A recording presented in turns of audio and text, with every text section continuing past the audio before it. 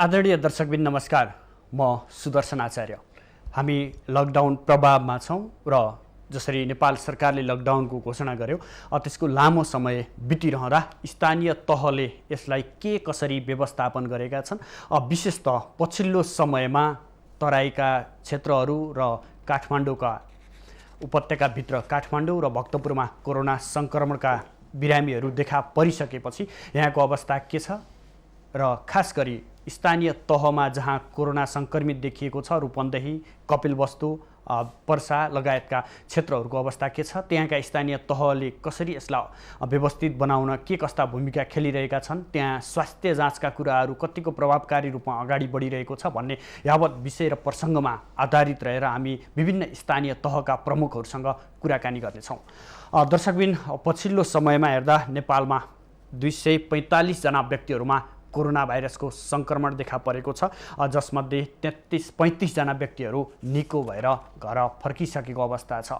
पछिल्लो समय कोरोना सङ्क्रमितको सङ्ख्या केही बढेको छ। जसरी सुरुको दिनहरूमा जसरी सङ्ख्यामा निकै कमी थियो, अहिले पछिल्लो 3-4 दिन यता सङ्ख्यामा चाहिँ उल्लेख्य वृद्धि भएको छ। यसले थप नेपालीहरूमा त्रासको अवस्था सिर्जना गरिरहेको छ भने विभिन्न स्थानीय तहले अब कोरोना सङ्क्रमण देखिएका ठाउँहरूलाई कसरी व्यवस्थापन गर्ने, त्यहाँ सिलहरू लगायत त्यहाँका स्थानीयहरूलाई कसरी चेतना जगाउने भन्ने कामहरूमा लागिरहेको अवस्था छ।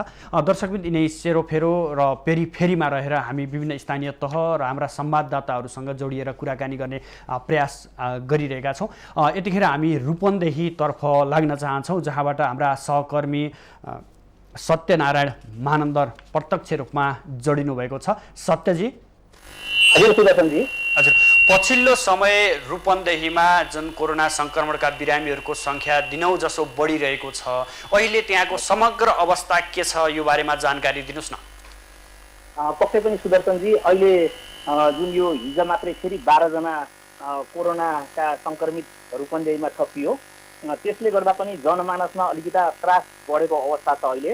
र हिजो अस्तिका दिनमा जुन रूपन्देहीमा कोरोना लाग्नुभन्दा अगाडि, सङ्क्रमित हुनुभन्दा अगाडि चाहिँ यी रूपन्देही जिल्लावासीहरू, नगरवासीहरू चाहिँ मर्निङ वाक जाने अथवा इभिनिङ वाक जाने, तरकारी बजार जाने क्रम पनि अलिक बढ्दै थियो भने अहिले चाहिँ यो 2 दिनदेखि वात्तै बढेको छ। मान्छेहरूमा अहिले त्रास पैदा भएको छ र उहाँहरू चाहिँ पहिलाभन्दा एकदमै कम सतर्क भएर अति आवश्यक सामग्री अथवा अति आवश्यक कामबाहेक अन्य कामको लागि उहाँहरू हिँड्नुभएको छैन। मर्निङ वाक जस्तो पनि बन्द भइसकेको छ। तर विशेष गरेर भन्नुपर्दाखेरि रूपन्देहीमा हिजो बुधबार पुष्टि भएका 12 जना कोरोना जुन छन्, उनीहरू सङ्क्रमित मध्ये चाहिँ 17 जना चाहिँ यिनीहरू चाहिँ वैशाख 25 गते 7 दिन अगाडि चाहिँ बम्बईबाट गाडी रिजर्भ गरेर चाहिँ यिनीहरू सीमा नाकाबाट लुकीछुपी भित्र प्रवेश गरेका थिए र ती मध्येका 9 जना एउटै परिवारका थिए।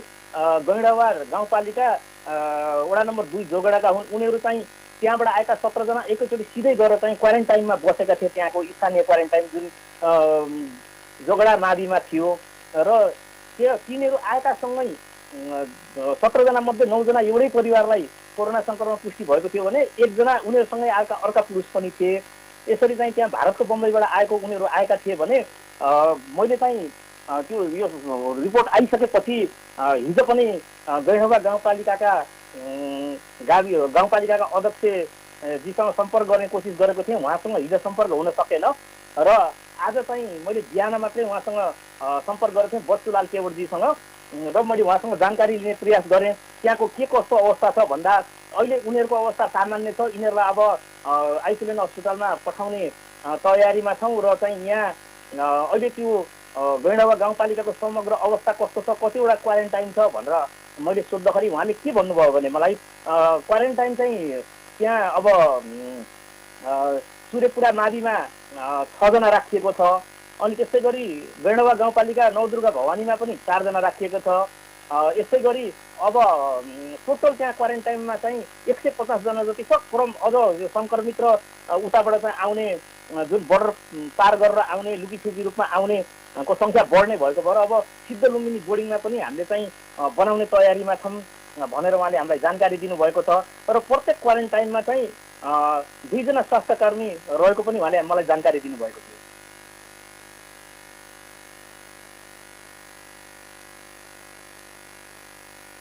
अस्पताल पनि निर्माण गरिएको छ, त्यहाँ ल्याइपुगेको अवस्था हो अथवा स्थानीय क्वारेन्टाइनमै हुनुहुन्छ उहाँहरू? अघि बिहानसम्म चाहिँ उहाँहरूलाई ल्याउने सरकारमा थियो। अब अहिलेको पछिल्लो अपडेट मैले लिन पाएको छैन। हजुर, अब यो जसरी उहाँहरू भारतको मुम्बईदेखि आउनुभयो, नेपाल प्रवेश गर्नु भनिएको छ, उहाँहरूलाई सीमा नाकामा नदेखेर अथवा सुरक्षा जाँचमा चाहिँ उहाँहरू त्यहीँबाट प्रवेश गर्नुभयो अथवा चाहिँ चोरी बाटो हुँदै प्रवेश गर्नुभएको, के छ त्यो जानकारी? त्यो चोरी बाटो नै प्रवेश गरेको भन्ने जानकारी आएको थियो हामीलाई उहाँले कुरा गर्दाखेरि। तर उहाँहरू चोरी बाटोबाट आए पनि सिधै क्वारेन्टाइनमा नै गएर चाहिँ त्यसरी बस्नुभएको भनेर चाहिँ गैंडवा गाउँपालिकाका अध्यक्षले जानकारी दिनुभएको थियो हामीलाई। त्यस्तो थियो। अब अर्को चाहिँ यहाँ अहिले जुन फेरि यो सुनौली नाका जुन नेपाल भारतको चाहिँ एउटा त्यो इन्डियाबाट आउने चाहिँ महत्त्वपूर्ण नाका पनि हो र त्यहाँ चाहिँ अझ पनि हजारौँको सङ्ख्यामा चाहिँ नेपाली प्रवासीहरू रहेको छन् र हिजो मात्रै त्यहाँबाट चाहिँ 21 दिन क्वारेन्टाइनमा बसेका लगभग 510 जनालाई चाहिँ सिद्धार्थ नगरपालिका र तिलोत्तमा नगरपालिकाको पहलमा उहाँको मेयरहरू गएर ल्याउनु भएको भन्ने पनि हामीले जानकारी पायौँ। र मैले तिलोत्तमा नगरपालिकाका मेयर वासुदेव जीसँग कुरा गर्दा उहाँको फोन सम्पर्क हुन सकेन, फोन उठेन। त्यसै गरी मैले सिद्धार्थ नगरपालिकाका मेयर साहबसँग कुरा गरेँ आज बिहान मात्रै हरिप्रसाद अधिकारीज्यूसँग, र उहाँले पनि के जानकारी गराउनु भयो भने हिजो चाहिँ उनीहरूलाई चाहिँ त्यसरी ल्याइएको थियो। ल्याएर चाहिँ अब यो भैरवाको चाहिँ भैरवा उच्च माविमा चाहिँ 64 जना राखिएको छ र चाहिँ टोटल चाहिँ 259 जना चाहिँ सिद्धार्थ नगरपालिकाले जिम्मा लिएको छ र सम्पूर्ण उनीहरूको चाहिँ जिम्मा चाहिँ सिद्धार्थ नगरपालिकाले लिने पनि उहाँले बताउनु भयो। र अहिले सिद्धार्थ नगरपालिकामा 417 जना चाहिँ क्वारेन्टाइनमा चाहिँ बसेका अवस्थामा छ मानिसहरू र त्यसको विवरण यस प्रकारले रहेको छ। 87 जना चाहिँ प्रतिभा निमा प्रतिष्ठानमा राखिएको छ भने भैरव उच्च माविमा 64 जना राखिएको छ। यस्तै गरी लीलाराम न्युपाने माविमा 201 जना राखिएको छ। त्यस्तै गरी शिक्षा तालिम केन्द्रमा 65 जना राखिएको छ। अब यो अझ बढ्न सक्ने अवस्था देखेर चाहिँ उहाँहरूले अझै क्वारेन्टाइन बढाउने तर्फ लागिरहेको पनि उहाँले मलाई बताउनु भएको थियो। हजुर, तपाईँले यो विभिन्न ठाउँहरूको सङ्ख्या जुन क्वारेन्टाइनमा बस्नु भएको छ उनीहरूको सङ्ख्या बताइरहँदा उनीहरूलाई कसरी व्यवस्थापन गरिएको छ, सेवा सुविधाहरू कसरी मिलाइएको छ त्यहाँ, त्यो बारेमा तपाईँ बुझ्ने प्रयास गर्नुभएको छ? हजुर, त्यो पनि मैले बुझेँ। उहाँहरूलाई चाहिँ अब स्वास्थ्य कर्मीहरूले नियमित चेक पनि गर्नुहुन्छ बिहान र साँझ। उहाँहरूलाई खाना बस्नको व्यवस्था पनि दिनुभएको छ र अलिकति अवस्था ऊ भइसकेपछि उनीहरूलाई चाहिँ स्वाब परीक्षण गर्ने पनि स्वाब परीक्षण गरेर नि उहाँहरूलाई चाहिँ उपचार गर्ने बताउनु भयो उहाँले। अब भन्नुहोस्, पछिल्लो रूपन्देहीको अवस्था के छ? बाहिर सडकको अवस्था कस्तो छ? स्थानीय प्रशासनले कसरी यसलाई व्यवस्थित गरिरहेको छ? अब सडकको अवस्था त अहिले सुनसान नै छ होइन। जस्तो पहिलाका दिनहरूमा अलि सवारी साधनहरू पनि बढी जस्तो मोटरसाइकल निजी गाडीहरू चारपाङ्गे सानो साधनहरू चलेको थियो भने अहिले चाहिँ त्यो निकै नै कम भइसकेको छ। उहाँहरूमा पनि त्रास फैलिएको छ जनमानसमा। ल अब कोरोना लाग्यो रूपन्देहीमा पनि अब के हुने हो भन्ने त्रास त छँदै छ र उहाँहरू पनि मैले अघि नै पनि बताइसकेँ अति आवश्यक काम नपरिकन ननिक्लिएको अवस्था छ। त्यसै गरी यो रूपन्देही जिल्ला प्रशासनले पनि भारतसँग जोडिएको रूपन्देहीको 7वटा स्थानीय तह जस्तै सिद्धार्थ नगरपालिका, लुम्बिनी सांस्कृतिक नगरपालिका, समरीमाई गाउँपालिका, मचवारी गाउँपालिका, मायादेवी गाउँपालिका, कोटैमाई गाउँपालिका र रोहिणी गाउँपालिकामा चाहिँ पूर्ण रूपमा आगमन पूर्ण रूपमा बन्द गरिएको छ होइन। त्यसै गरी अब मैले रूपन्देहीको तिलोत्तमा देवदह नगरपालिका, यस्तै गरी सैनामैना नगरपालिकामा पनि बुझेको थिएँ। त्यहाँ पनि लकडाउन निकै नै कडा गरिएको छ। बाहिरबाट आएको मान्छेलाई अहिले आउन दिएको छैन। त्यहाँका जनमानसलाई पनि घरदेखि ननिस्किन उहाँहरूले आग्रह गरिराख्नु भएको अवस्था छ र यो सङ्ख्या अझै बढ्ने जुन यो कोरोना सङ्क्रमितको सङ्ख्या अझै बढ्ने र जुन भारतबाट चाहिँ यसरी मानिसहरू आइरहेको छ लुकीचोरी रूपमा अझ बढ्न सक्ने भएको भएर यो बुटोलको धागो कारखानामा र भवनमा रहेको लुम्बिनी प्रादेशिक अस्पतालको मातहतमा रहेको जुन बुटोल कोरोना विशेष अस्थायी अस्पताल छ त्यसमा अझ 200 शैय्या थप्ने चाहिँ भनेर चाहिँ त्यहाँ चाहिँ मिटिङ बसिएको थियो। जुन कोरोना सङ्क्रमित बिरामीहरूको सङ्ख्या बढ्न सक्ने भन्दै अस्पतालका संयोजक तथा प्रदेश सरकारका उद्योग पर्यटन तथा वातावरण मन्त्री वन वातावरण मन्त्री लीला गिरिजीको अध्यक्षतामा मङ्गलबार बसेको थियो बैठक।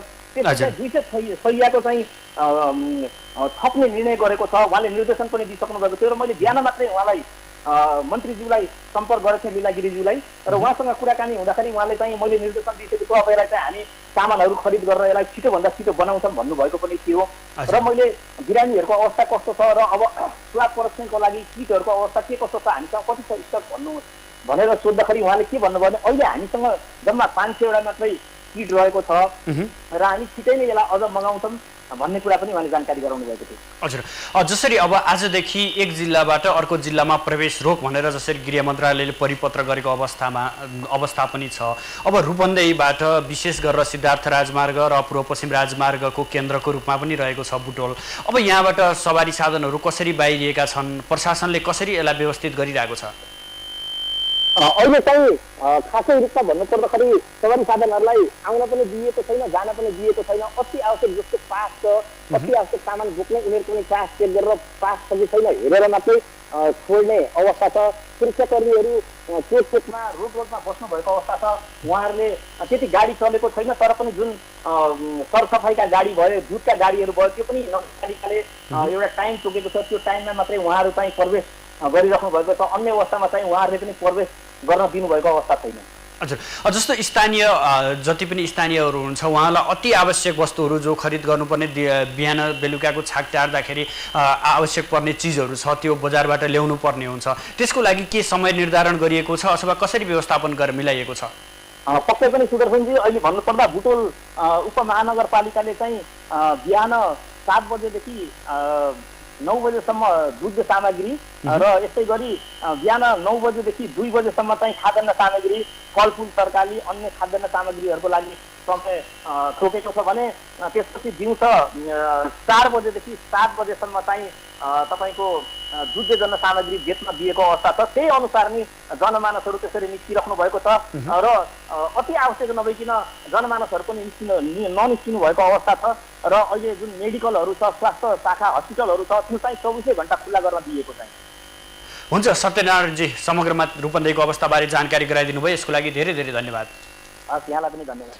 दर्शकबिन हामीसँग हुनुहुन्थ्यो हाम्रा रूपन्देही सहकर्मी सत्यनारायण मानन्दरजी हुनुहुन्थ्यो। उहाँले समग्र रूपन्देहीको अवस्था, जसरी रूपन्देहीमा कोरोना सङ्क्रमितको सङ्ख्या बढ्दै गएको छ, जसरी उहाँले बताइरहँदा भारतको मुम्बईबाट नेपाल प्रवेश गर्नुभएका एकै परिवारका 9 जनामा कोरोना सङ्क्रमित देखिएपछि त्यहाँ थप कडाइ गरिएको छ। त्यहाँका स्थानीय तहहरूले त्यहाँका क्वारेन्टाइनहरूमा उहाँलाई राखिरहेको र उहाँहरूको स्वास्थ्य अवस्था राम्रो रहेको र कोरोना विशेष अस्पताल बुटोलमा ल्याउने तयारी गरिरहेको भनेर हामीलाई जानकारी दिनुभयो। पक्कै पनि दर्शकबिन पछिल्लो केही दिन यता कोरोना सङ्क्रमितको सङ्ख्या हत्तै बढेको छ। पछिल्लो स्वास्थ्य मन्त्रालयको विज्ञप्तिमा उल्लेख भएअनुसार पछिल्लो आज मात्रै 2 जना व्यक्तिहरूमा कोरोना भाइरस सङ्क्रमण पुष्टि भएको छ। यो सँगसँगै कोरोना भाइरस पुष्टि हुनेहरूको सङ्ख्या 245 जना पुगेको छ, जसमध्ये 35 जना व्यक्तिहरू निको भएर घर फर्किसकेको छ।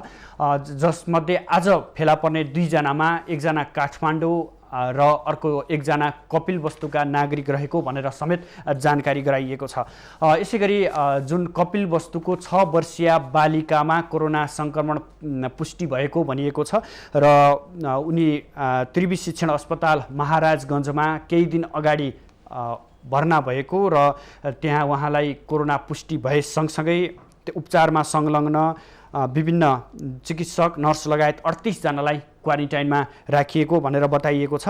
विशेष गरी अस्पतालको न्युरो वार्डमा उपचाररत बालिकाको परीक्षणको क्रममा रिपोर्ट पोजिटिभ देखिसकेपछि त्यहाँ जति पनि अस्पतालको परिसरमा रहेका डाक्टर र नर्सहरू हुनुहुन्छ उहाँहरू 38 जना उहाँहरूलाई चाहिँ क्वारेन्टाइनमा राखिएको भनेर हामीहरूलाई समाचारहरू प्राप्त भइरहेका छन्। यसरी समग्रमा हेर्दा पछिल्लो केही दिन यता सङ्क्रमणले भयावह अवस्था निम्ताइरहेको छ। दिनौँ जसो सङ्क्रमितको सङ्ख्या बढिरहेको छ र सङ्क्रमितहरूलाई विभिन्न अस्पतालमा राखेर उपचार भइरहेको छ। यस्तै विश्व परिवेशमा हेर्दा विश्व परिवेशमा पनि कोरोनाले विश्व नै आक्रान्त भएको छ। विश्वका शक्ति सम्पन्न मुलुकहरू पनि यसबाट अछुत रहन सकेका छैनन्।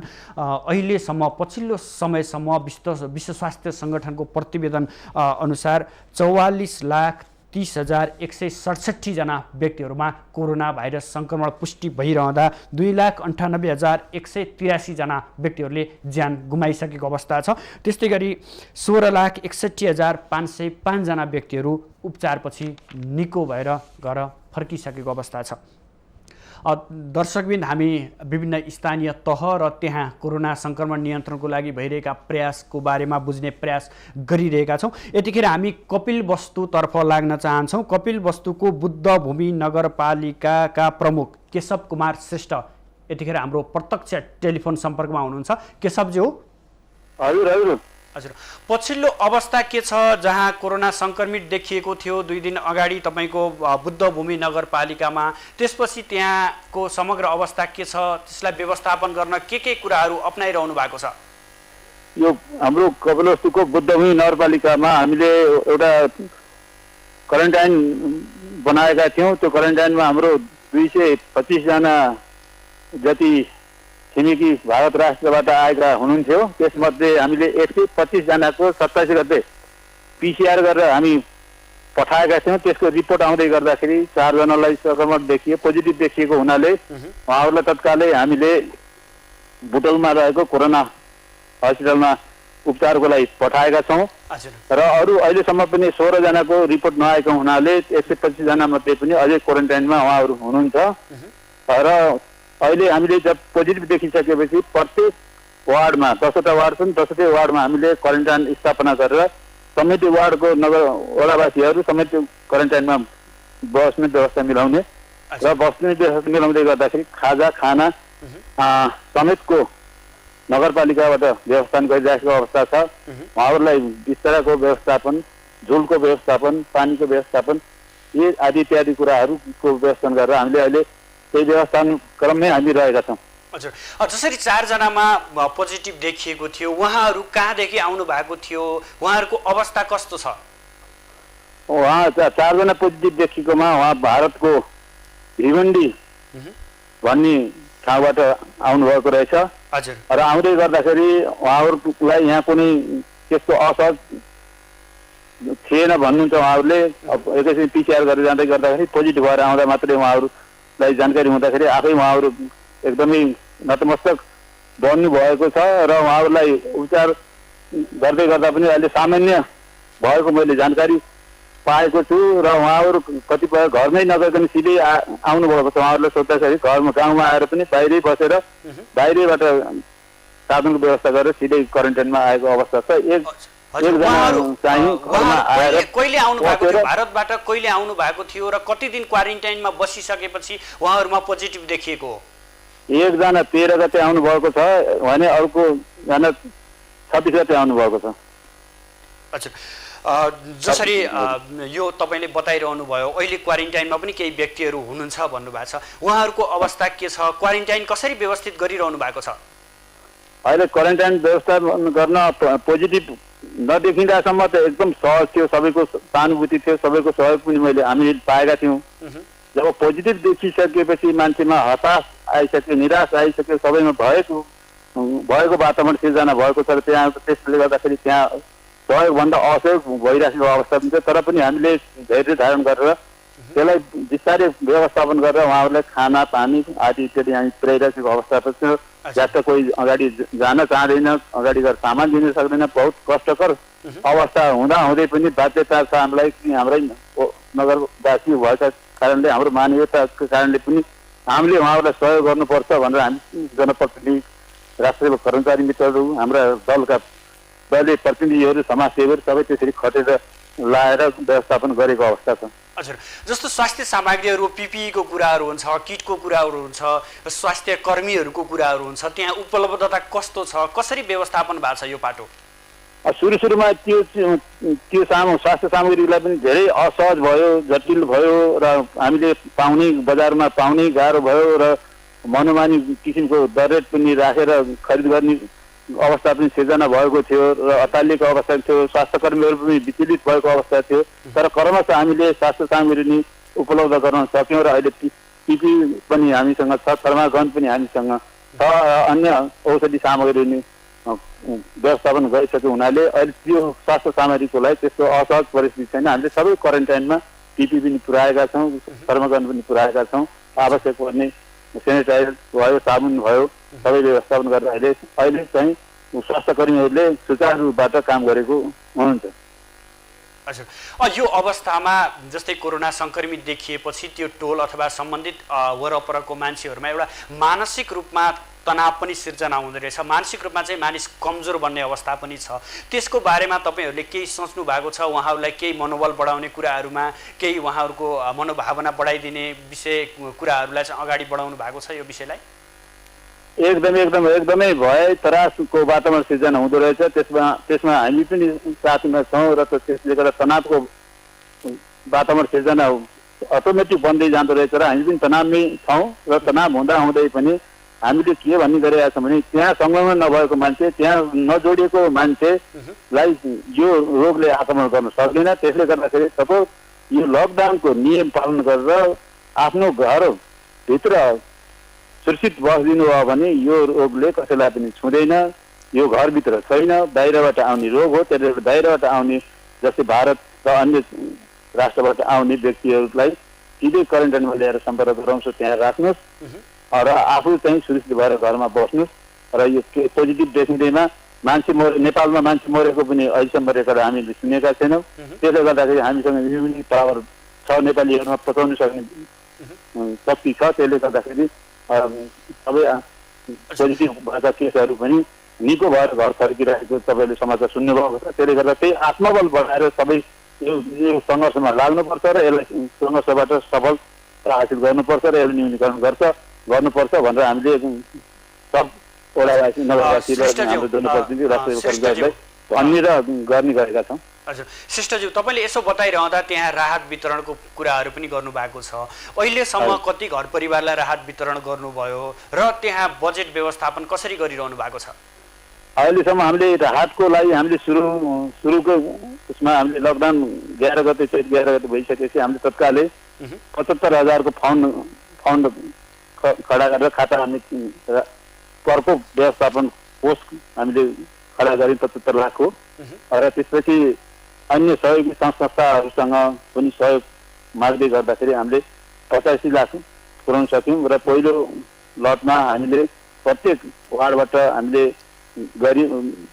मजदुराहरू, अशक्त असहायहरू जसको घरमा खाना रेगुलर पुग्ने अवस्था छैन त्यस्ताको अभिलेखहरू कलेक्सन गऱ्यौँ। र कलेक्सन गर्दै गर्दाखेरि 2851 घर परिवारलाई हामीले राहत वितरण गऱ्यौँ। राहत वितरण गर्दा पनि एकजनालाई 5 किलो चामल, 1 किलो दाल, 1 किलो नुन, त्यसै साबुन, 1 लिटर तेल गरेर दिएका थियौँ। जसको घरमा 2 जना छ त्यहाँलाई 10 किलो चामल, 3 जना छ भने 15 किलो चामल, 5 जना छ भने 25 किलो चामल, त्यसरी गरेर हामीले बाँड्यौँ पहिलो चरणमा। त्यसै दोस्रो चरणमा त्यो पनि सामग्री रहन्छ। अब जसको घरमा खाना छैन, म भोकै छु भनेर आउँछ भने त्यस्ताले त्यसलाई मात्रै पहिचान गरेर दिने भनेर अहिले प्रत्येक वार्डमा हामीले राहत दिन खडा गरेका छौँ र त्यहाँ सबै सामग्रीहरू हामीले उपलब्ध गराएका छौँ। र त्यस्ता व्यक्तिहरू सम्पर्कमा आउनुहुन्छ, त्यसपछि वार्डले पहिचान गर्छ र तत्कालै उहाँहरूलाई राहत उपलब्ध गराउने भनेर अबको चरणमा हामी त्यसरी गएका छौँ। हजुर, जस्तो राहत वितरणको कुरामा कुनै गाउँपालिकामा हामीले देख्न सक्छौँ कुहिएको चामल र दाल पनि वितरण गरिएको छ। अर्को कुरा चाहिँ आफ्नो मान्छेहरूलाई मात्रै राहत वितरण गरिएको भन्ने गुनासो पनि छ। यो गुनासो तपाईँको नगरपालिकामा आएको छ कि छैन? यसलाई कसरी सम्बोधन गरिरहनु भएको छ? त्यो कतै गरी छुटफुट त्यो समग्रमा त्यस्तो सबै ठाउँमा आएको छ। हामी पनि अछुतो छैनौँ, तर त्यो उसमा त्यो गुनासोमा तर पनि हामीले के भनेका छौँ, यो राहत वितरणमा कुनै राजनीतिकरण होइन, कुनै चुनाव होइन, भोट माग्ने होइन। त्यसले गर्दाखेरि हाम्रा नगरवासीहरूलाई वास्तविक समस्या परेकोलाई पहिचान गरेर हामीले राहत दिनुपर्छ। यो पार्टीको हो, त्यो पार्टीको हो, म यो पार्टीकोबाट जितेर आएको र मेरो पार्टीले चाहिँ पाउनुपर्छ भने मान्यता राखेर हिँड्नुहुन्छ भने म सिधै कारवाही गर्ने हो। र तपाईँले हाम्रो जुन राहत वितरण गर्ने एउटा मापदण्ड छ त्यसलाई पालन गरेर जानुपर्छ र तपाईँहरूले लिँदा पनि त्यसरी हेरेर दिनुपर्छ। लिनेले पनि त्यो गलत किसिमले लिएको छ भने हामी कारवाही गर्नेछौँ भनेर त्यसरी पनि हामी वडामा जानकारी गराएर राहत वितरण गरेका छौँ। र निर्विवाद रूपबाट पहिलो चरणको हामीले वितरण गऱ्यौँ र हामीले ल्याएका सामग्रीमा नि कुनै वडाबाट कुनै नागरिकले गुनासो पनि नगरेको हुँदाखेरि म त्यसमा आभारी छु। हजुर श्रेष्ठज्यू, अब यसो तपाईँले बताइरहँदा अब स्थानीय तहहरू पनि भर्खर आफै सम्पन्न भइ नसकेको अवस्था हो, बामे सर्दै गरेको अवस्था हो। अब यसरी राहत वितरणमा धेरै रकम खर्च हुँदै जाँदा अब व्यवस्थित कसरी बनाउँदै हुनुहुन्छ स्थानीय तहलाई? र अब जति पनि युवाहरू गाउँ फर्किएका छन् अथवा चाहिँ गाउँमा जनशक्तिहरू पनि छ, र यसलाई अब कसरी व्यवस्थित गरेर आफ्नै गाउँ आफ्नै ठाउँलाई चाहिँ अझै सबल र सक्षम बनाउन केही त्यस्ता योजनाहरू बनाउनु भएको छ? अब यो जुन कोरोनाका कारणले, यो महामारीका कारणले अस्तव्यस्त, विश्व नै अस्तव्यस्त भएको अवस्थामा नेपाल पनि अछुतो छैन, हामी पनि त्यसमा अब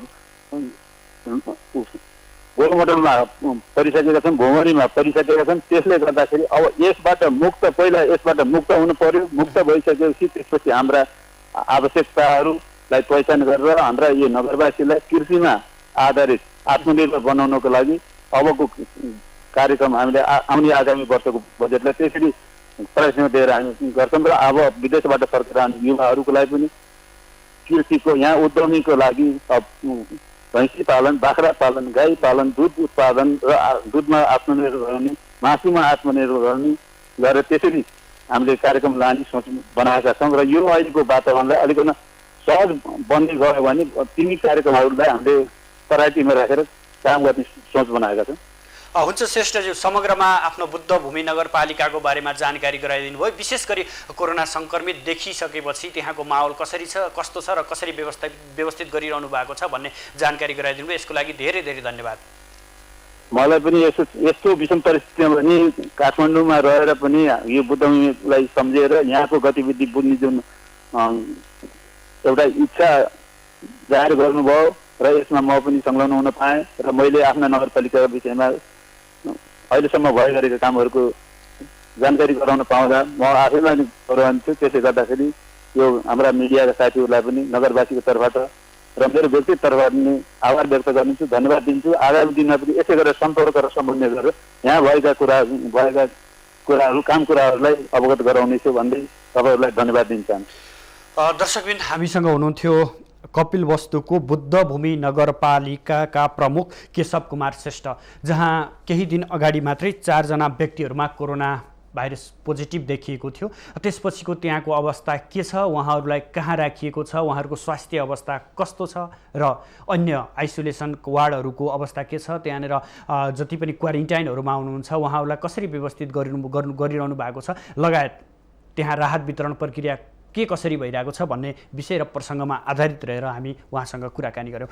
दर्शकबिन, हामीले तपाईँहरूलाई विश्व परिवेश र त्यहाँको कोरोना अपडेट गराउने प्रयास गरिरहेका थियौँ। समग्रमा विश्वभर हेर्दा 44,30,167 जना व्यक्तिहरूमा कोरोना सङ्क्रमण पुष्टि भइरहँदा 2,98,183 जना व्यक्तिहरूले ज्यान गुमाइसकेको अवस्था छ भने 16,61,505 जना व्यक्तिहरू निको भएर फर्किसकेको अवस्था छ। यसमध्ये पनि सबैभन्दा बढी अमेरिका प्रभावित भएको छ। अमेरिकामा मात्रै 14,30,348 जना व्यक्तिहरूमा कोरोना भाइरस सङ्क्रमण पुष्टि भइरहँदा 85,197 जना व्यक्तिहरूले ज्यान गुमाइसक्नु भएको छ। त्यस्तै गरी स्पेनमा 2,71,095 व्यक्तिहरूमा कोरोना सङ्क्रमण पुष्टि भइरहँदा 27,104 जना व्यक्तिहरूले ज्यान गुमाइसकेको अवस्था छ। त्यस्तै गरी हामी रसियालाई हेर्न सक्छौँ। रसियामा 2,42,271 जना व्यक्तिहरूमा कोरोना भाइरस सङ्क्रमण पुष्टि भइरहँदा 2,212 जना व्यक्तिहरूले ज्यान गुमाइसकेको अवस्था छ।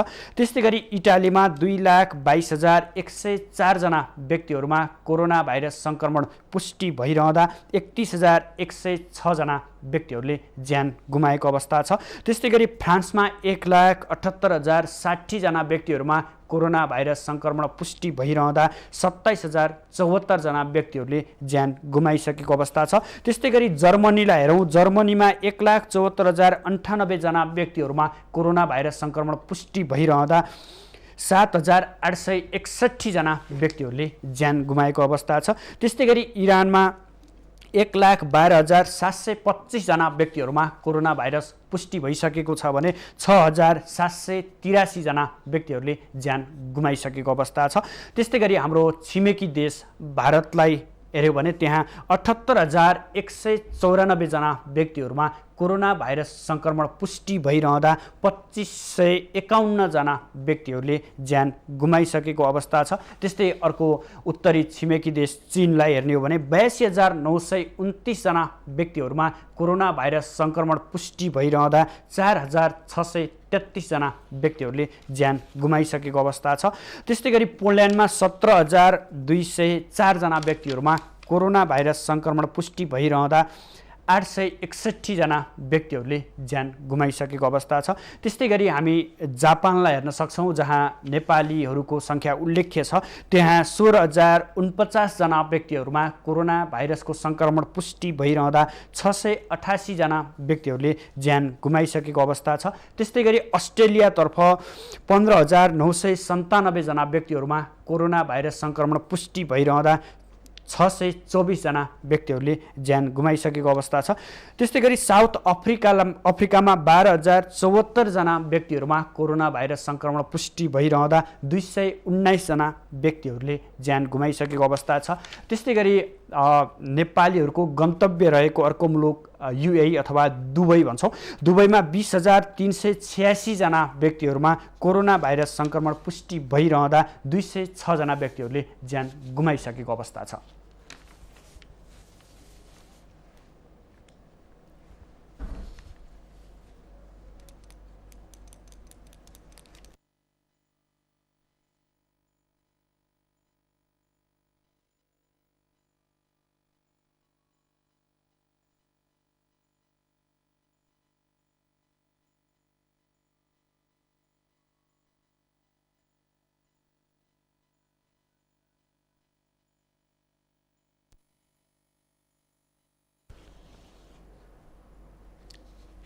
दर्शकबिन हामी तपाईहरूलाई स्थानीय तह र त्यहाँको गतिविधि के कस्तो भइरहेको छ, लामो समयसम्म कोरोना सङ्क्रमण भइरहँदा र सरकारले लकडाउन गरिरहँदा स्थानीय तहले यसलाई कसरी व्यवस्थित गरिरहेका छन्, राहत वितरणमा कतिको प्रभावकारी भइरहेको छ, अब स्थानीय तहहरू कसरी अगाडि बढ्ने भन्ने विषय र प्रसङ्गमा आधारित रहेर हामी विभिन्न स्थानीय तहसँग जोडिरहेका छौँ। यतिखेर हामी गुल्मीतर्फ लाग्न चाहन्छौँ। गुल्मीको काली गण्डकी गाउँपालिकाका प्रमुख वेदबहादुर थापा यतिखेर हाम्रो प्रत्यक्ष सम्पर्कमा हुनुहुन्छ। वेदज्यू, हजुर हजुर, समग्रमा तपाईँको काली गण्डकी गाउँपालिकाले कोरोना सङ्क्रमण नियन्त्रणको लागि के कस्ता उपायहरू अवलम्बन गरिरहेको छ? काली गण्डकी गाउँपालिकालाई यो कोरोना नियन्त्रण सम्बन्धी खास गरी कोरोनाको औषधि अहिलेसम्म पत्ता नलागेका कारणले काली गण्डकी गाउँपालिकाले आफ्नो गाउँपालिकाभित्रका नागरिकहरूलाई सो अनुशासनका निमित्त अनुरोध गरेको छ र सो अनुशासन अनुसार आफ्नो काली गण्डकी गाउँपालिका र नेपाल सरकारले अवधारणा गरेका विभिन्न नियमहरू पालना गर्नका निम्ति काली गण्डकी गाउँपालिकाले जनचेतना अभियान चाहिँ सञ्चालन गरेका छौँ र यो प्रभावबाट परेका नागरिकहरूका दुःख पिरमर्कामा चाहिँ काली गण्डकी गाउँपालिका सधैँ उपस्थित भएर उहाँहरूको दुःख सुखमा साथ दिइरहेका छौँ हामी। हजुर, जसरी आजदेखि हिजो रातिदेखि भनौँ आज बिहानदेखि गुल्मी सिल गरिएको अवस्था छ, तपाईँको काली गण्डकी गाउँपालिकामा यसलाई कसरी व्यवस्थित गरिएको छ? त्यहाँबाट स्याङ्जा पर्वत लगायतको सीमा नाकाहरू पनि छ, त्यहाँ कस्तो छ अवस्था? हो, एकदमै काली गण्डकी गाउँपालिका हामी खास गरी बागलुङसँग चाहिँ सीमा जोडिएको छ। काली गण्डकी गाउँपालिका र बागलुङ जिल्ला कोरोनाबाट प्रभावित सङ्क्रमित भएको भन्ने अवस्था, तसर्थ हामीले काली गण्डकी गाउँपालिकामा बागलुङसँग जोडिएका नाकाहरू चाहिँ हाम्रो यहाँको सुरक्षाकर्मी र त्यहाँको युवा क्लबका साथीहरूलाई चाहिँ हामीले त्यो नाकामा राखेर उहाँहरूको चाहिँ आवश्यकता अनुसार काली गण्डकी गाउँपालिकामा प्रवेशको लागि व्यवस्था मिल्न, जस्तै सुत्केरी हुन आउने चाहिँ सुत्केरीका अवस्थाका महिलाहरू र बिरामीहरूलाई चाहिँ यहाँ चाहिँ प्रवेश र यो बाटोबाट चाहिँ हामीले चाहिँ अस्पतालसम्म पुर्याउने व्यवस्था मिलाएका छौँ। अन्यथा हामीले चाहिँ सबै नागरिकहरूलाई चाहिँ आफ्नै घरमा बसेर चाहिँ सहयोग गर्नका लागि अनुरोध गरिरहेको छ। हजुर, जस्तो दैनिक आपूर्तिका कुराहरू छ, दैनिक उपभोग्यका कुराहरू छ, त्यसलाई कसरी व्यवस्थित गरिरहनु भएको छ? एकदमै काली गण्डकी गाउँपालिका चाहिँ विकट र चाहिँ यहाँ खाद्य अभाव हुने ठाउँ हो, त्यसर्थ काली गण्डकी गाउँपालिकाले हाम्रो गुल्मी उद्योग वाणिज्य सङ्घसँग सहकार्य गरेर खाद्य ब्याङ्कको स्थापना गरेका छौँ। अहिले तत्काललाई त्यो समस्या अहिले चाहिँ छैन, तथापि भयो भने हामीले प्रत्येक नागरिकको घरमा खाद्यान्न पुर्याउने चाहिँ गाउँपालिकाले चाहिँ हाम्रो गाउँपालिकाभित्रका सहकारी अथवा त्यो सम्बन्धित ठाउँका चाहिँ पसलहरू मार्फत ती गाउँहरूमा घरहरूमा टोलहरूमा खाद्यान्न पुर्याउने सङ्कल्प गरेका छौँ हामी। हजुर, जसरी लामो समयसम्म लकडाउन भइरहँदा तपाईँको गाउँपालिकामा पनि विभिन्न राहतका प्याकेजहरू वितरण भइरहेको होला, अहिलेसम्म कति घरधुरीलाई राहत वितरण गर्नुभयो र कति रकम खर्च गर्नुभएको छ? हामीले करिब 1100 घरधुरीलाई चाहिँ राहत चाहिँ वितरण गरेका छौँ र चाहिँ हामीले करिब 18-20 लाख जति हाम्रो चाहिँ राहतमा खर्च भएको छ। बाँकी चाहिँ हाम्रो स्वास्थ्य सामग्रीहरू खरिद गर्ने लगायत स्वास्थ्य कर्मीहरूलाई चाहिँ हामीले चाहिँ इन्सेन्टिभ दिने लगायत गरेर चाहिँ त्यही 20-22 लाख जति कालीगण्डकी गाउँपालिका मार्फत राहत वितरण भएको छ। अच्छा, यसको स्रोत कसरी जुटाइरहनु भएको छ? स्थानीय तहमै जुटाउनु भएको छ कि प्रदेश र केन्द्रबाट आएको रकमले तपाईँहरूलाई पुगिरहेको अवस्था हो? हामीलाई चाहिँ प्रदेश सरकारबाट 10 लाख रुपियाँ चाहिँ नि गाउँपालिकाको नाममा चाहिँ सहयोग भएको छ भने केही स्वास्थ्य सामग्रीहरू केन्द्र प्रदेशबाट आएको छ। बाँकी गाउँ रकम चाहिँ कालीगण्डकी गाउँपालिकाको आफ्नै स्रोतबाट र 10,000 चाहिँ हाम्रो मन्त्री बहुद्देश्य सहकारी संस्था तमघासबाट पनि गाउँपालिकालाई चाहिँ सहयोग स्वरूप प्राप्त भएको छ सुदर्शनजी। अच्छा, जस्तो यो राहत वितरणको कुरामा पनि दलीय स्वार्थ देखिएको भनेर केही गाउँपालिकाबाट गुनासो पनि आइरहेको अवस्था छ। तपाईँको गाउँपालिकामा यस्तो राजनीतिक गन्ध देखिएको छ कि छैन? गुनासाहरू आएको छ कि छैन? त्यस्तो समस्या कालीगण्डकी गाउँपालिकामा छैन, किन भन्दा हामीले कालीगण्डकी गाउँपालिकाका 7वटा वडाका वडा अध्यक्षजीको संयोजकत्वमा त्यहाँ क्रियाशील राजनीतिक दलहरूलाई सदस्य बनाएर स्वास्थ्य संस्था र चाहिँ हाम्रो सुरक्षा संस्थालाई सदस्य बनाएर न्यून आय भएका र जसले ज्याला मजदुरी गर्छ त्यसको तथ्याङ्क सङ्कलन गरेर मात्रै हामीले चाहिँ राहत वितरण गर्यौँ। तसर्थ त्यस्ता किसिमका समस्याहरू कालीगण्डकी गाउँपालिकाभित्र आएन। हजुर, अब यो जस्तो विदेशबाट भारतबाट आउनेको सङ्ख्या पनि तपाईँको गाउँपालिकामा होला, लगायत यो बजार केन्द्रित व्यक्तिहरू पनि गाउँमा जाने अवस्था पनि बढिरहेको छ। यहाँहरूको डाटा राख्नु भएको छ र उहाँहरूको अवस्था के छ? उहाँहरूको परीक्षण लगायत कामहरू अगाडि बढाउनु भएको छ? हो, स्वाभाविक रूपमा कालीगण्डकी गाउँपालिकाबाट भारत र तेस्रो मुलुकमा चाहिँ थुप्रै हुनुहुन्छ। यो लकडाउन सुरु हुन पूर्व 8-10 दिन अगाडिबाट कालीगण्डकी गाउँपालिकाभित्र छिर्नुभएका कालीगण्डकी गाउँपालिकाका नागरिकहरूलाई हामीले चाहिँ उहाँहरूको चाहिँ स्वास्थ्य अवस्था चेक जाँच गरेर होम क्वारेन्टाइनमा बस्न राख्न मिल्ने नागरिकहरूलाई होम क्वारेन्टाइन र त्यो बाहिर अलिअलि शङ्कास्पद बिरामीका लक्षणहरू देखिएका नागरिकहरूलाई हामीले चाहिँ क्वारेन्टाइनको व्यवस्था गरेर विभिन्न विद्यालयहरूमा राखेँ। अहिलेसम्म करिब 30 जना नागरिकहरू चाहिँ हाम्रो कालीगण्डकी गाउँपालिकाबाट निर्मित क्वारेन्टाइनमा बसेर उहाँहरूको स्वास्थ्य चेक जाँच गरेर उहाँहरू चाहिँ आफ्नो घर फर्केको अवस्था छ। हजुर, जस्तै अब लामो समयसम्म लकडाउन रहिरहँदा अब स्थानीय तहहरू भर्खर बामे सर्दैछन्, आफै शक्ति सम्पन्न भइसकेको अवस्था छैन।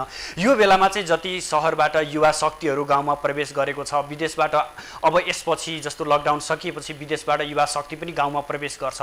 अब गाउँका योजनाहरू के बनायो भने सहज हुन्छ? गाउँ आफै शक्ति सम्पन्न बन्न के कस्ता योजनाहरू बनायो भने सहज हुन्छ? के यो रणनीतिहरू बनाउनु भएको छ?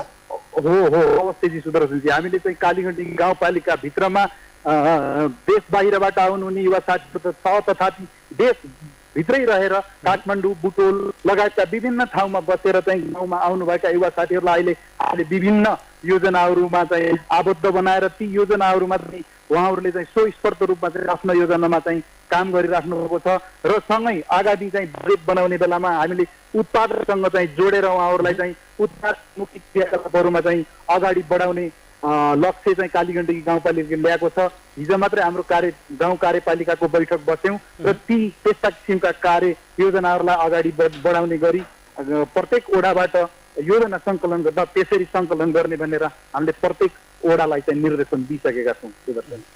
हजुर, अब यो समय त विशेष गरेर पहाडी क्षेत्रमा मकै रोप्ने सिजन पनि छ, त्यस सँगसँगै अब तरकारीहरू खेती गर्ने जो चाहिँ छिटो कुहिने कुराहरू हुन्छ, यसको बजार व्यवस्थापन कसरी गरिदिनु भएको छ र किसानहरूलाई मल बिउ बिजनको अवस्था कस्तो मिलाइदिनु भएको छ?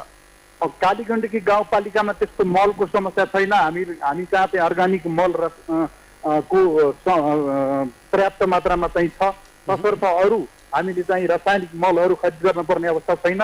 तर हामीले चाहिँ बिउहरू लगाउने, बिउहरू किसानहरूलाई पुर्याउने र चाहिँ उत्पादनसँग जोड्नका निम्ति कार्यक्रमै बनाएर चाहिँ अगाडि बढाउने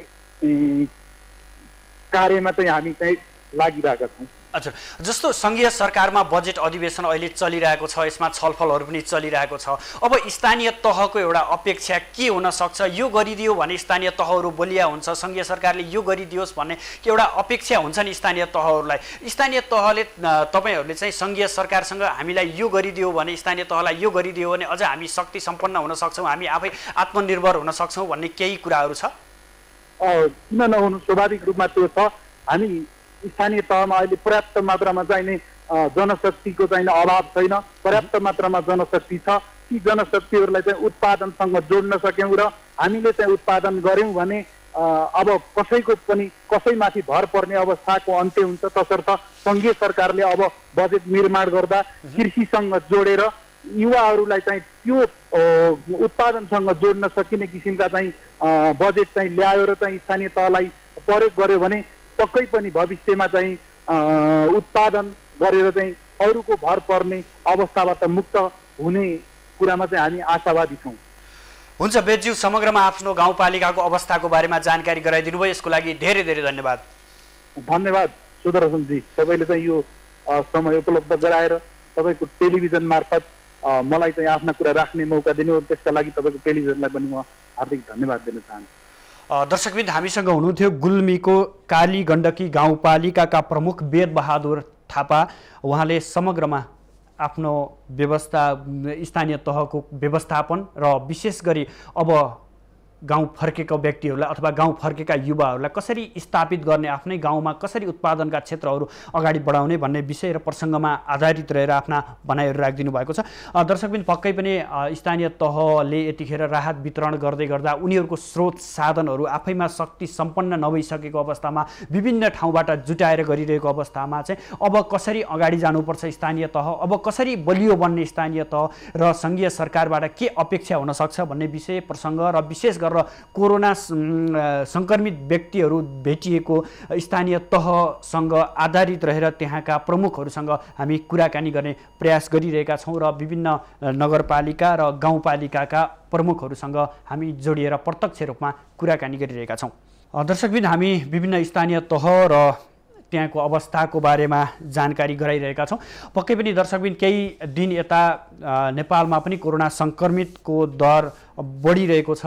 पछिल्लो समय 245 जना व्यक्तिहरूमा कोरोना भाइरस सङ्क्रमण पुष्टि भइरहँदा 35 जना व्यक्तिहरू भने निको भएर घर फर्किसकेको अवस्था छ।